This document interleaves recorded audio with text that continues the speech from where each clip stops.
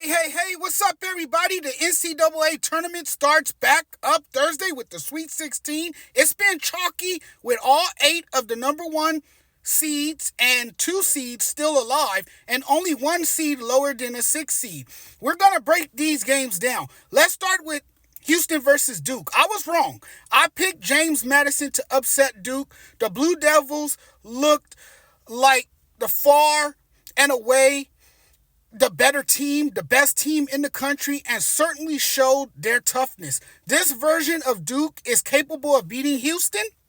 I don't know. I like Houston. Experience, physicality, coaching, guard play, all of which Houston has advantages. And although Duke is looking like it's going to be a serious problem for whoever it plays, Houston does a lot of things well. And I just don't see Duke winning this game unless they start to control the tempo of the game and unless Houston beat themselves. And rarely does Houston beat themselves. Houston defense has been stellar.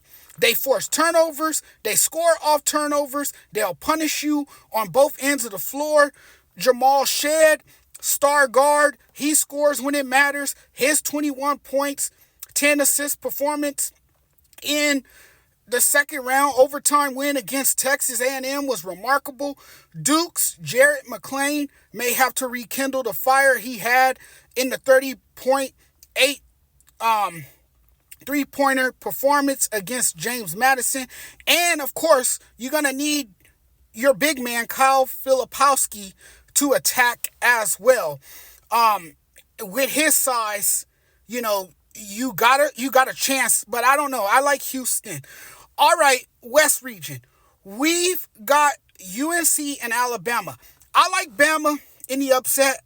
Analytically, North Carolina is well balanced. We know that. The Tar Heels ranks number 17 in offensive efficiency and number 6 in defensive efficiency. I feel like offensively, North Carolina has played some teams with not a lot of shooting and spacing. And I just think with Alabama's ability to knock down the three, it could make for a great game. And we've seen where they've had those nights in which 15 or more threes.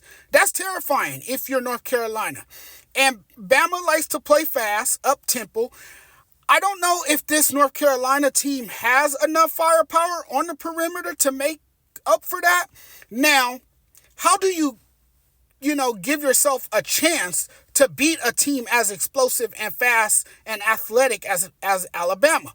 Offensive rebounds, free throws, dominate at the rim. And North Carolina has done those things well.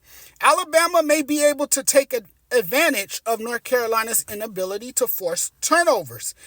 It could take the pressure off an Alabama offense that has, quite frankly, struggled against defenses that force high turnover rates.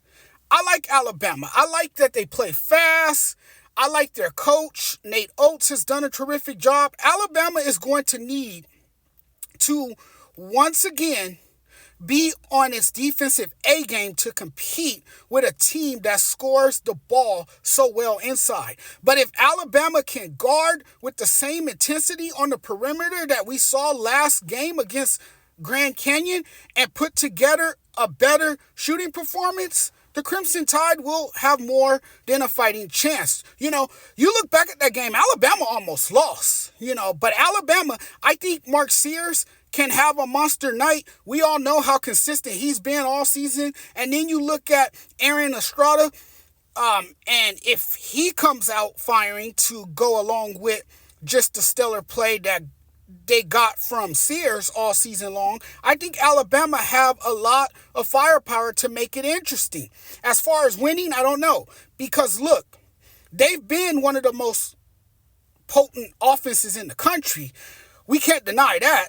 And they're a team that can easily, with the way they look to score, a team that can hang up 100 points on you. If they score more than 80 points, then Alabama will most likely come away with the win. I still like North Carolina in this game. I don't think Alabama has a matchup for Armando Bacot. He's the X factor in the game. You can talk about the guards. They're going to be great guarding those guards on the perimeter. And Carolina shows up. And I think that Michigan State game was a reality check. They have the experience. They're bigger than Alabama. The more surprising team, let's get into it. The more surprising team to advance this far in the West region is Clemson. I certainly didn't have the Tigers blowing out New Mexico the way it did in the first round. I didn't see that coming. In fact, my pick was New Mexico, a team many had upsetting the Tigers. I said they were a dangerous out. It was nice while it lasted, but I'm taking Arizona over Clemson. I like them in this matchup. I just think they're the more balanced team. Looking at this matchup, Caleb Love versus North Carolina. I mean, that's what everyone wants to see, right? Give Brad Brownell credit. Clemson has no one to match up to 7 foot, 260 pounds Ballo. He's done a fantastic job this year. But Arizona, and as I said before, Tommy Lloyd, wonderful coach, has really done a terrific job. Arizona is rightly favored. I like Caleb Love. He's locked in right now. Look at this Arizona roster. Transfers. They use the transfer portal to get players to come in. A lot of great guys come to Arizona. That's the program. It's a great program. They have experience, size, length. They can score. They can move the basketball extremely well. So I like Arizona. I will be back later today to break down the rest of the Sweet 16. I got more content coming your way, but those are the three teams that I wanted to talk about really, really quick. I'll get back to you guys sometime today. Take care, everyone.